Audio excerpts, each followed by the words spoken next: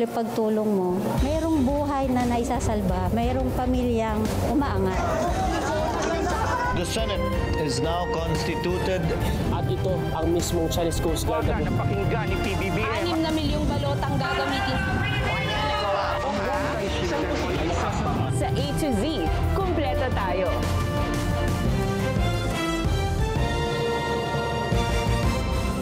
Luzon, Visayas, Mindanao at buong mundo. Ngayon ay Biyernes, October 17, 2025. Ako si Barbie Mulak at ito ang balitang A to Z.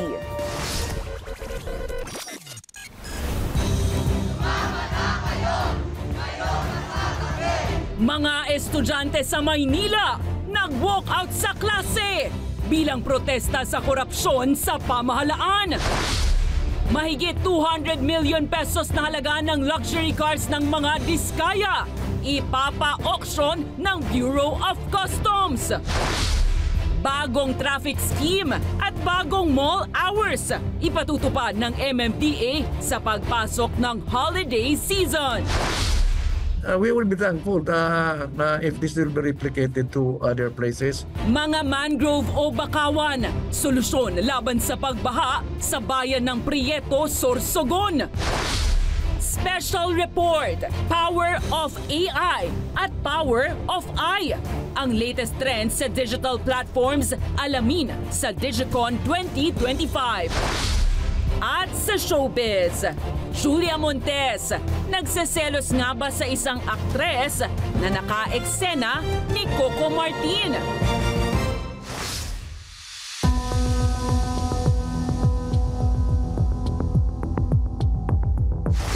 Magandang gabi, pambungad sa ating newscast. Nag-walk out ang mga estudyante mula sa iba't ibang universidad sa Maynila bilang paghingi ng pananagutan sa mga isyu ng korupsyon sa pamahalaan. Sa Menjola, naglagay ang mga pulis ng bagong razor wire at nag-deploy ng Civil Disturbance Management Team. Mayroon ding human rights at legal officers. Ang balitang A to Z ni Kim Salinas.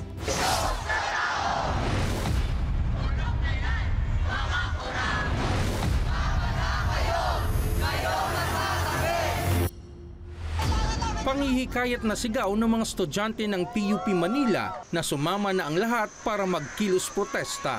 Hindi na tinapos ng mga estudyante ng Technological University of the Philippines ang kanilang klase. Sa halip, sabay-sabay silang nag-walk out upang maningil ng pananagutan sa mga flood control ghost projects. Dito sa TUP, ramdam namin yung flood eh. Sa loob ng paaralan namin, binabaha kami. Accountability ng gobyerno, nasaan na kayo? Nasaan na yung pondo na para sa amin? Mula sa TUP campus, nagmarcha ang mga estudyante hanggang Liwasang Bonifacio, Quiapo Church at Mindiola, kung saan sumalubong sa kanila ang mga grupo mula sa Polytechnic University of the Philippines at iba pang pamantasan. Gusto nating singilin ng gobyerno sa katiwaliang ginagawa nila. Ilang bilyon ang kinurakot nila sa flood control projects. Pagdating sa Mindiola, nagsagawa ng programa ang mga grupo. Dumalo rin sa pagtitipon si Kabataan Party List Representative Rineco. Ang kabataan ay sukang-suka na sa nakikita natin ng pangungurakot. Kami pong kabataan andito, kumakayod araw-araw. Ang nakikita sa hinaharap ay paghihirap. Hindi natin tinatanggap na tuloy-tuloy ang back to normal operations hanggat walang nananagot. Ayon kay Ko, nakiisa rin sa walkout ang iba pang universidad. Bago po itong 3,000 na nag-walkout today, meron pong 35,000 plus na estudyante na nag-walkout na.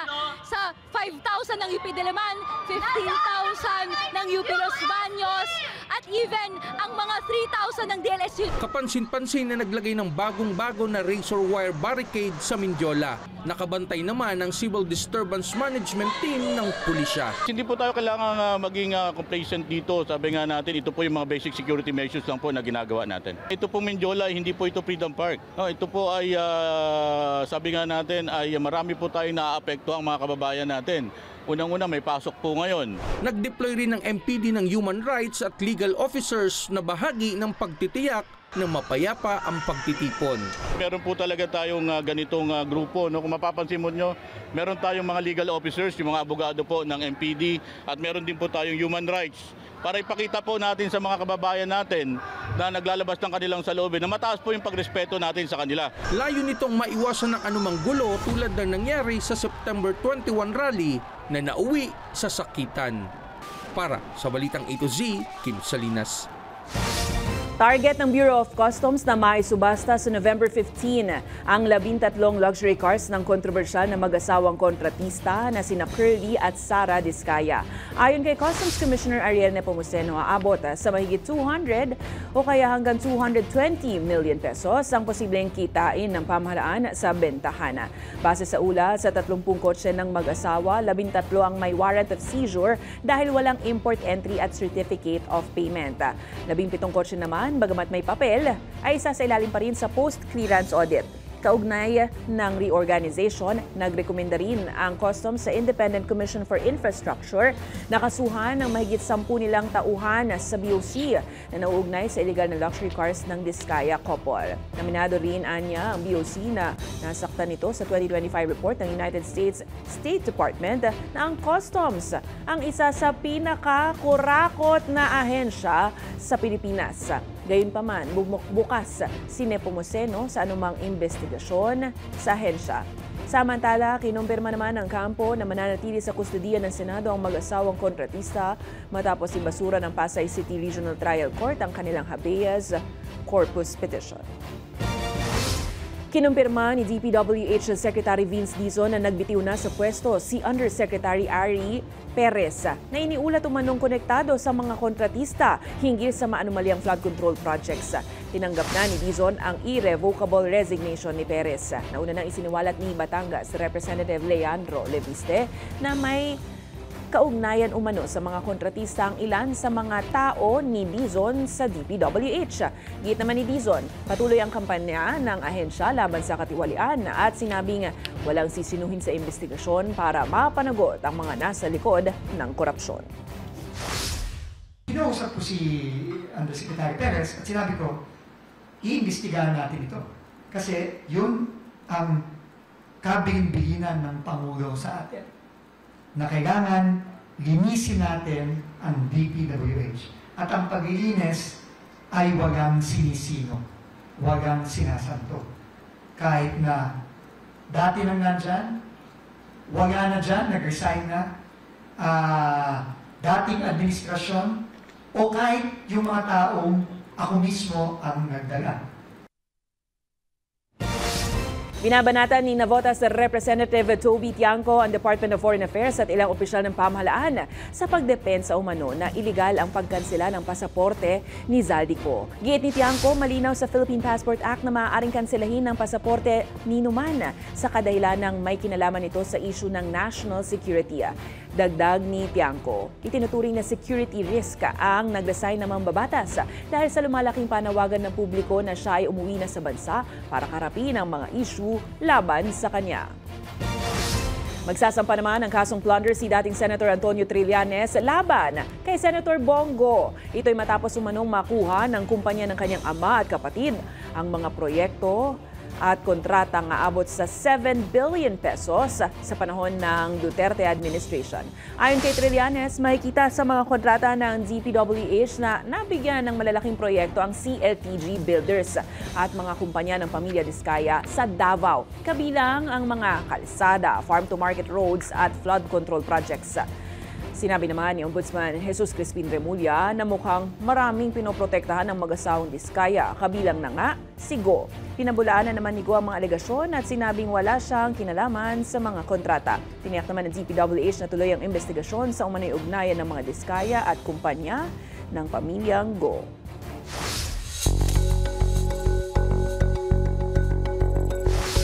Nananawagan pa rin si ACT Teachers Party List Representative Antonio Tino na nararapat na tuluyang tanggalin ang lahat ng unprogrammed appropriations na tinatawag niyang pork barrel ng Pangulo.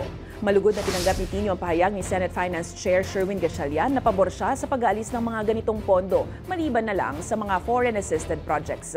Ngunit giit ni Tino, dapat wala ng exemption para maiwasan ang pang-aabuso sa budget. Anya kung may dagdag na pondo na kailangan, nararapat na maghain ng supplemental budget at hindi kailangan ng unprogrammed appropriations. This is in fact the constitutional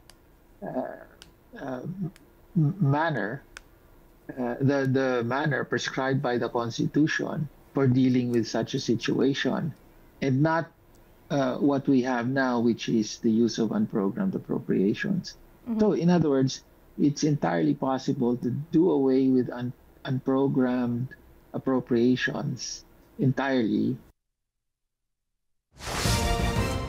Ibinunyag na sa wakas ni Vice President Sara Duterte kung saan napunta ang confidential funds ng Department of Education noong siya ay kalihim noon ng naturang kagawaran. Ayon kay VP Sara, nagamit ang pondo para imbestigahan ang mga katiwalian sa loob na ahensya. Sinabi pa ng pangalawang Pangulo na ang Department of Budget and Management at hindi ang DepEd ang nangasiwa umano ng mga questionableng laptop deals sa kumpanya ni dating ako Bicol Representative Zaldico. Matatandaang isa sa naging basihan sa impeachment case na isinampa laban kay VP Sara ang maanumalyang paggasta ng confidential funds ng OVP.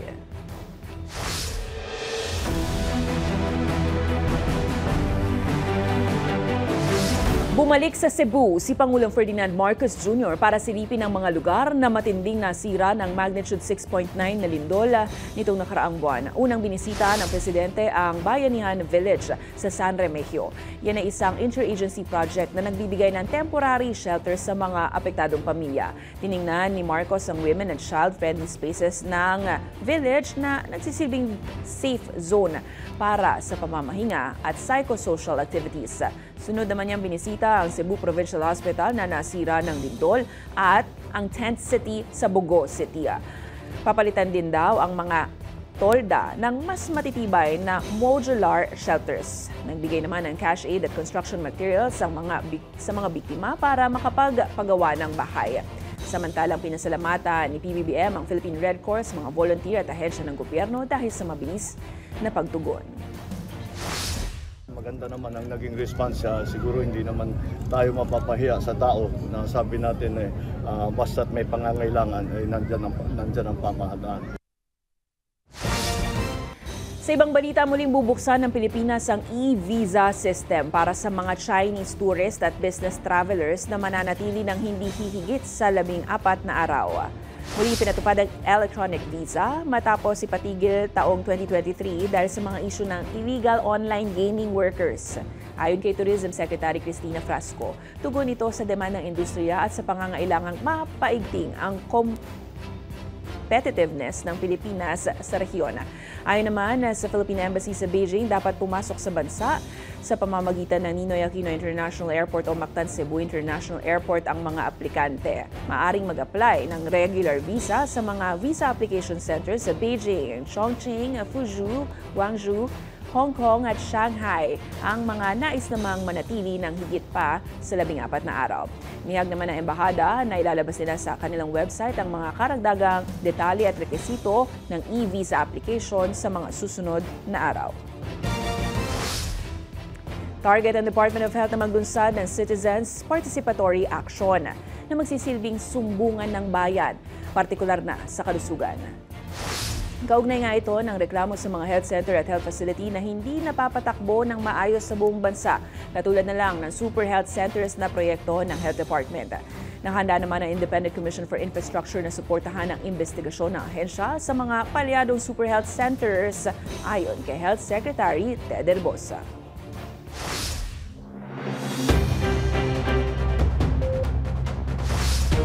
It's the age of I, as in the age of ikaw. Yan ang focus ngayon ng pinakamalaking digital conference sa bansa, ang DigiCon 2025. Pero kasabay ng pagtalakay ng advancement sa teknolohiya ay ang usapin rin ng tamang paggamit at ang issue ng mga banta na kaakibat nito. Narito ang ating balitang A to Z Special Report. Mula sa sa bagong applications ng artificial intelligence hanggang sa latest trends sa iba't ibang platforms. Sagot yan ng back-to-back seminars, tampok ang halos 100 local at international speakers sa 2-day digital conference ng Digital Marketing Association of the Philippines sa Marriott Hotel, Pasay City. At ang latest nga, hyper-personalization. Ibig sabihin, communication style na ang target ay ang nag-iisa at partikular na ikaw. Sa paggawa ng FYP o For You page, na itutulak ng marketers ang mga produkto gamit ang personal na impormasyon mo. Sometimes you watch a show and then you forgot about the show that you like but you saw like weeks ago, and then the streaming service recommends something, hey, you might want to watch this. And then you realize, sige nga, I'll try and watch it. And then, hey, I like this. That is a personalized experience. Pero ayon sa industry leaders, dapat ethical pa rin ang paggamit ng ganitong teknolohiya. Are you using those technologies in ways that respect local culture, that reflect the right value systems? And when we talk about hyper-personalization, it doesn't really come out that well. I think especially in the advertising industry, it does feel more like stalking. So unless you bring actual value to people, it's not going to help us. Pagdating sa news industry, isa sa hamon ang tinatawag na confirmation bias o yung paniniwala sa isang impormasyon dahil ito ang gusto mo kahit pa hindi ito totoo. Kaya ang kailangan, kung anong gusto mo madidinig mo yan. So ngayon, kung alam mo yon, di ba, as a frame of mind mo, then you'll be more conscious about the channels that you watch and be more critical. Kaya naman bukod sa power of I o personalization at power of AI o artificial intelligence, dapat may power of discernment din o ang pagiging mapanuri sa kung alin ang totoo at alin ang kalokohan o kasinungalingan. Our brain is the last battlefield, in fact.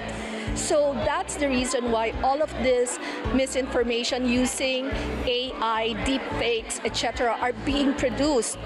And the communication or the information space is being used for that. And so we need to be aware of that, and we need to make sure that our people is aware that we are being targeted. Ayon nga sa mga eksperto, malaki ang papel ng media, akademya, pamahalaan, social media platforms at iba't ibang industriya na manguna sa ganitong usapin tulad sa Digicon. Palakasin natin yon that young people know and understand what AI is. And also the senior citizens, we are at Digicom, so maybe we can call their attention to it, that sometimes there's algorithms that put people into these baskets. It's really for businesses, it's for society, it's for nation development. Or in the future, we're hoping to do more policy development. It starts from each one of us. Tech is very, very good. It's a powerful tool to help us. But let us make sure that we use tech responsibly. Let's always make sure that we use digital for good. Round of applause. Thank you so much. Digicon 2025.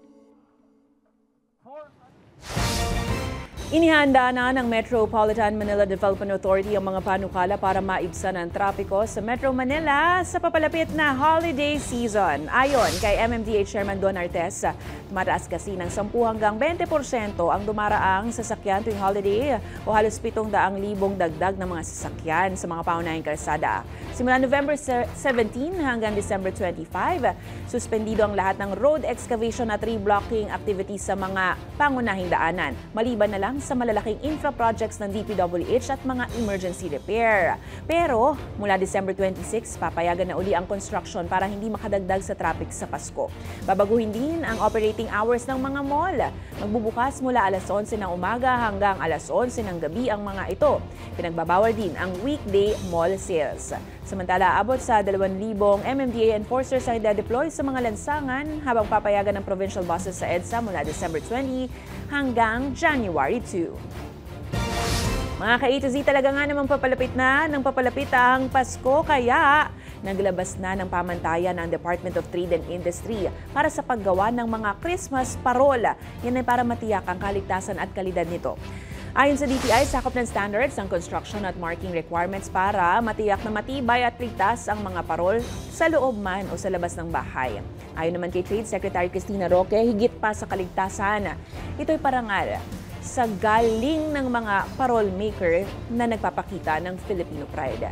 Paliwanag naman ni Fair Trade Assistant Secretary Regino Maleari Jr., bagamat voluntaryo, nagbibigay ang pamantayan ng gabay para sa manufacturer na makagawa ng dekalidad at ligtas na produkto.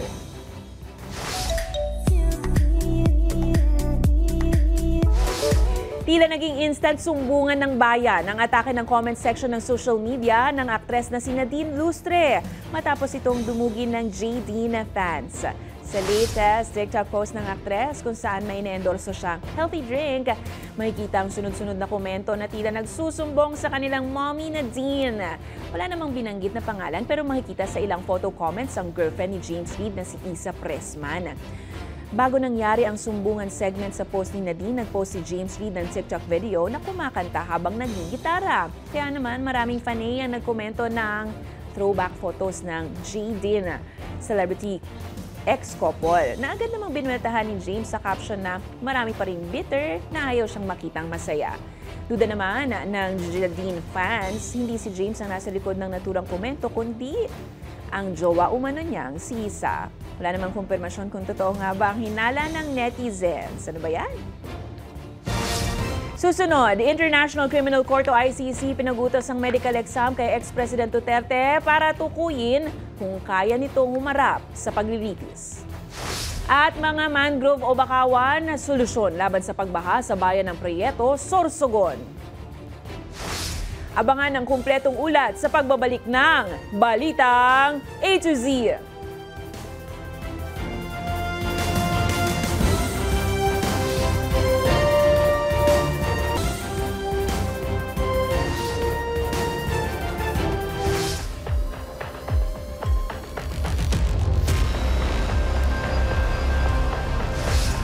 Ipinagutos ng International Criminal Court ang pagsasailalim kay dating Pangulong Rodrigo Roa Duterte sa isang medical examination. Yan ay para tukuyin kung fit pa siyang humarap sa paglilitis kaugnayan ng kasong crimes against humanity.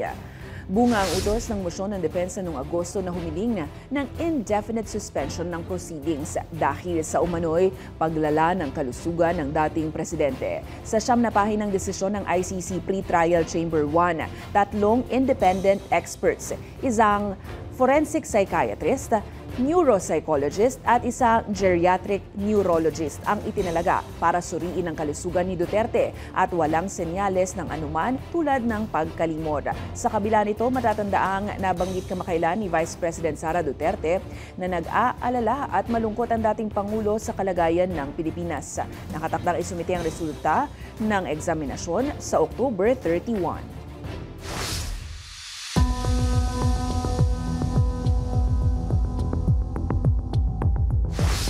Kasabay ng pangangalampag ng taong bayan na panagutin ng mga may responsibilidad sa kinurakot na flood control project sa bansa, isinagawa ang isang forum ng UP National Engineering Center. Yan ay para pag-usapan ng mga solusyon. Isa na rito ang nature-based solusyon tulad ng mangrove o bakawan. Role model dito ang bayan ng Prieto Diaz sa Sorsogon na naging sandigan ang mangrove o mga bakawan laban sa anumang unos at pagbaha. Paano nga ba ito makatutulong sa ating kinabukasan? Alamin sa Balitang A to Z ni Stanley Gahete. While we clamor for transparency and accountability, it is equally important that flooding, because it's a real threat to Philippine communities, whether urban or in the rural setting, it still has to be addressed, no? Hindi na nga matapos-tapos ang issue ng korupsyon sa flood control projects, hindi rin natatapos ang epekto ng climate change na patuloy na nagpapabaha sa maraming komunidad. Kaya naman suhestyon ng mga eksperto, hanggat may oras pa, pag-isipan na ang mga solusyon. Sa ginanap na forum ng Geohazards International, katuwang ang UP National Engineering Center ngayong Biyernes, isinusulong ang mga nature-based solutions kontra pagbabaha. They are the solutions that are inspired and supported by nature, which are cost-effective, simultaneously provide environmental, social, and economic benefits, and help build resilience. Layo ng forum na mapag-usapan ng mga angkop na solusyon na sustainable, matipid at mabisang karagdagang paraan sa mga tradisyonal na hakbang sa pagkontrol ng baha. Kabilang narito ang mangrove para sa coastal flooding na may malaking kontribusyon sa pagbabaha kahit na sa mga kabayanan. Ang bayan ng Prieto Diaz sa Sorsogon, isa sa madalas na unang tinatamaan ng bagyo na nakaharap sa karagatang Pasifiko, bakawan o mangrove ang naging sandigan ng komunidad laban sa matinding pagbaha dulot ng unos. Noong dekada 90, halos wala nang makitang bakawan dito dahil sa sobrang pagpuputol ng puno at pag-uuling ng mga tao. Nung araw, ang mangrove rin ng Prieto is parang disyerto na. Parang disyerto. Ay, sa sobrang abuso ng tao, halos na naubos na yung buhawan. Noong 1993, nagkaroon ng programa ang Department of Environment and Natural Resources na Coastal Environment Program noong araw. Nang matapos ang kontrata ng DENR na nagpoprotekta sa mga bakawan, bumuo ng grupo ang mga residente, ang Seamancore Eco Developers Incorporated, para ipagpatuloy ang laban para sa kalikasan. Malaking tulong yung mangrove pagdating sa bagyo, lalong-lalo na sa storm surge, kasi natural barrier siya. Hindi siya katulad ng ang konkreto maaari pang breakdown. Samantalang yung bakawan, mabali man yung sangap pero hindi basta-basta ng daluyo ng dagat. Sa tulong ng mamamayan, pinatubo at pinalawak ang bakawan sa buong bayan. Maging ang lokal na pamahalaan, aktibo na rin at katuwang ngayon sa pagtatanim. Before po umabot yung tubig dagat dito sa community, parang naaano na po siya ni mangroves. At the same time po, yung mga fisher folks po namin, yung mga bangka nila, kasi ngayon sa seawall na nila tinataas before dumating yung bagyo. Malaking tulong po ang ginagawa ng mangrove kasi po, diyan po kadalasan nangingitlog yung mga isda. Tapos pag madami pong isda, madami din po kami mga nagagawang boneless, danggit po. Mahigit 3 dekada na ang nakalipas, pero nananatiling buhay at luntian ang bakawan ng Prieto Diaz at kinilala pa sa Best Mangrove Award ng National Government dahil sa inisyatibong ito. We will be thankful na if this will be replicated to other places, because it is nice that if what we are doing here will be replicated in other. Inspirasyon na sila ng marami sa iba-ibang bahagi ng mundo. Patunay na ang isang buhay na solusyon para mapangalagaan ang mundong ating ginagalawan. Para sa Balitang A to Z, Stanley Gahete, Prieto Diaz, Sorsogon.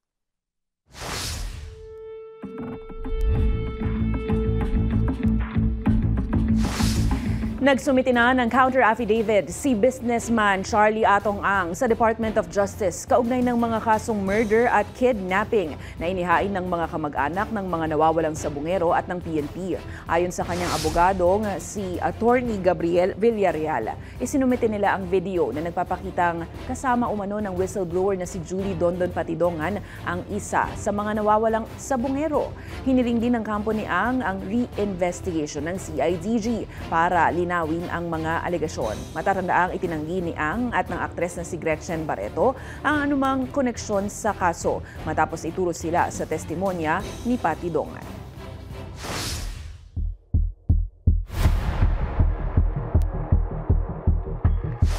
Nananatiling malakas ang bagyong Ramil habang patuloy na kumikilos pakanluran hilagang kanluran sa Philippine Sea. Ayon sa Pag-asa, taglay ng bagyo ang lakas ng hangin aabot sa 55 km/h at pagbugsong aabot ng 70 kph. Huling namataan ang sentro ng bagyo, halos 600 kilometro silangan ng Huban, Sorsogon. Itinaas na ang tropical cyclone signal number 1 sa ilang bahagi ng Luzon at Visayas. Kabilang na po dyan ng Isabela, Quezon, Bicol Region at Northern Samar. Inaasahang tatama ang sentro ng bagyo sa Catanduanes nitong Biyernes habang dumaraan sa Bicol Region at muling tatama sa Aurora o Quezon Linggo ng umaga. Naasahan namang lalakas pa ang Ramil at posibleng umabot sa severe tropical storm category bago tumama sa kalupaan. Ingat po!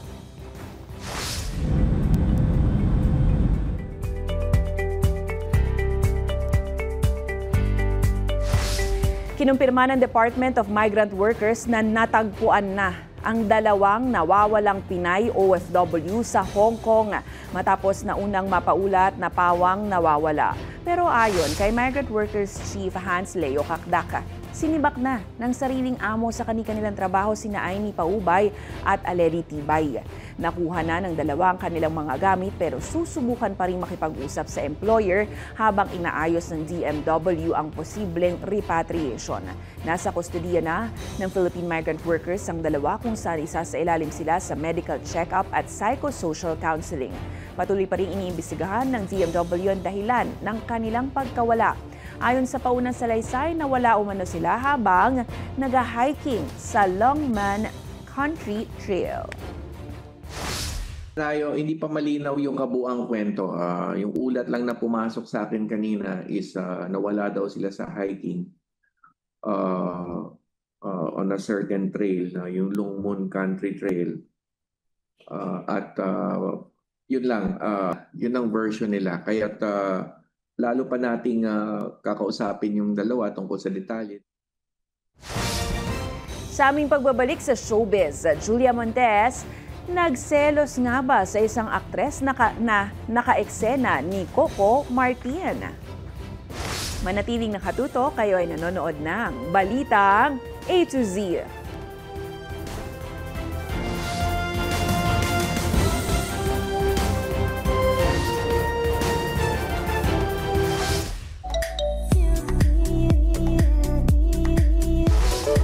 Trending ngayon ang interview ni DJ Chacha sa kapamilya actress na si Julia Montes kung saan naibahagi niya ang isang pambihirang pagkakataon sa relasyon nila ni Coco Martin na nagdulot umano ng pagsiselos ni Julia sa mga naka-eksena ng aktor. Nako, sino kaya yan?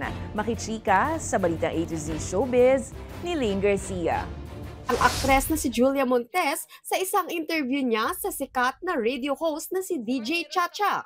Sa YouTube vlog ni DJ Chacha, walang paligoy-ligoy na inamin ni Julia na may mga pinagseselosan siya sa mga nakakatrabaho ng kanyang partner na si Coco Martin, kahit pa mahigit 1 dekada na ang kanilang relasyon. Meron ka pa rin bang mga pinagseselosan ng mga nakakatrabaho niya? Meron pa rin. Kasi meron pa rin eh. Ang gwapo ni Coco. Kasi ang lagi ko namang rule, wag lang magkakamali. Okay. Okay pa ako? Oo. Tapos wag lang rin magkakamali yung babae. Okay pa ako. Pero pag nagkamali, medyo asahan mo na. Naitanong rin ng host kung nakumpronta na ba ni Julia ang mystery actress na kanyang pinaghihinalaan. So may na-confront ka na medyo, girl, kalmahan mo, work lang to. May na ganun ka? Hindi ko siya kinausap. Pero pinaramdam ko sa kanya. Kasi wala nang point para kausapin ko pa siya, excuse me. Paano yung paparamdam? Baka makilala niya kung sino siya. Hindi, kasi super warm ako. Alam mo kapag okay ako sa'yo, saka hindi. So, hindi rin ako plastic. Hindi ako showbiz. Pag hindi ako okay sa'yo, hindi kita papansin. Kwento pa ni Julia, nang minsang nagkita nga sila, ay nag-hi po pa umano ito sa kanya kahit magkabatch lang sila. Like, excuse me, makapo ka naman. With smile. Aminado rin si Julia na minsan hindi niya maiwasan talagang magsungit sa dahilang sumusobra na nga raw ang mystery girl na ito. Kasi sobra rin naman siya. Kumbaga sa strike 3, sobra-sobra rin naman. Pero sa kabila ng issue sa mga nakaka-eksena ni Coco, ang tanong ng taong bayan, muntik na kayang masira ang kanilang relasyon? Sorry, girl. Hindi man pinangalanan ni Julia ang naturang aktres na kanyang tinutukoy, pero matatandaang noong 2017, umugong ang mga chismis na ang pinagseselosa noon ni Julia ay ang mga dating leading ladies ni Coco Martin sa ang probinsyano. Sino nga kaya? Well, ang clue, yun na. Para sa Balitang A to Z Showbiz, Lane Garcia. Kung kayo po ay may kwentong kakaiba, mga kwento ng pag-ibig o storya ng inspirasyon at pag-asa, maaari nyo itong ibahagi, sumali sa ating Facebook group na Balitang A to Z. Panoorin ang replay ng ating programa at sundan ang ating social media pages, hanapin ng Balitang A to Z. Ang ating pabawang quote of the night ngayong Biyernes ay mula kay Mahatma Gandhi.